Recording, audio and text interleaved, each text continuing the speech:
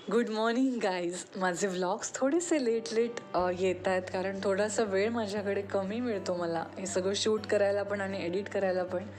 असो, सकाळी सकाळी गेले पार्लरमध्ये आयब्रोज करण्यासाठी. मागच्या वेळी आयब्रो केले, माझ्या एका बाईने वाट लावून ठेवली होती आयब्रोजची, त्यामुळे परत 5-6 महिने त्या पूर्ण वाढवल्या आणि आता त्या व्यवस्थित करून घेण्यासाठी गेले होते. त्याच्यानंतर मला एका शूटला जायचं होतं. आमचा कोकण कन्या बँड आहे, त्याची 2 रील्स आम्हाला शूट करायची होती. आणि तुम्हाला माहिती आहे की नवरा माझा नवसाचा 2 येतो आहे आणि त्याच्यामध्ये आमचे कोकण कन्या बँडचे जे सर्व आहेत, रविराज कोलतरकर, आम्ही त्यांना प्रेमाने रविदादा म्हणतो, तर त्यांनी 2 गाण्यांसाठी म्युझिक दिलं आहे, डमडम डमरू वाजे आणि भारूड. तर त्यातल्या एका गाण्याचं शूट आणि हिरवा निसर्ग हे जे गाणं आहे ते त्यांनीच रिअरेंज केलं होतं आणि अशा 2 गाण्यांचं शूट होतं. त्याची लिंक मी डिस्क्रिप्शन बॉक्समध्ये देते, तर तुम्ही जाऊन नक्की बघा. द बॉम्बे स्टुडिओ हा मलाडला आहे आणि तिथे बरेचसे पॉडकास्टचे वगैरे शूटिंग होत असतात.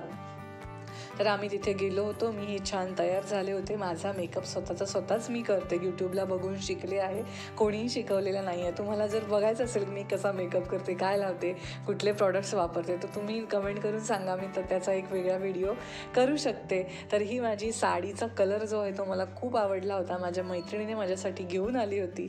ब्लॅक ब्लाऊज ब्लॅक पॅन्ट असं आमचं इंडो वेस्टर्न असं काहीतरी कॉम्बिनेशन आम्ही केलं होतं पहिल्या गाण्यासाठी. तर ते सगळं शूट झालं, आटोपलं. सचिन सरांना भेटले आणि घरी यायला निघाले. इतकं सुंदर त्यांचं व्यक्तिमत्व, भारदस्त आहे आणि पॉझिटिव्ह आहेत भरपूर.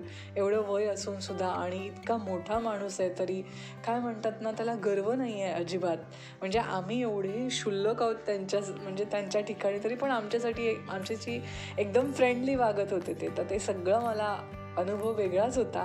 असं ते सगळं झाल्यानंतर मी गेले पाणीपुरी खायला.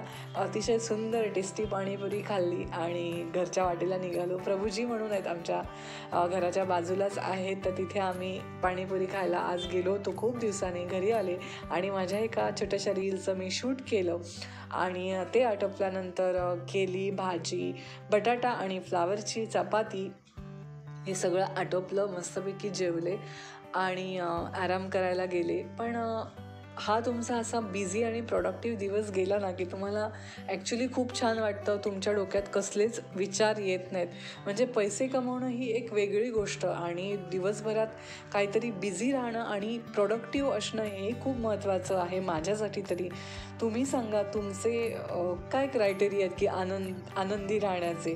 तुमच्या आवडतं काम तुम्हाला करायला मिळालं म्हणजे तुम्ही आनंदी असता, हे तर नक्की ठरलेलं आहे.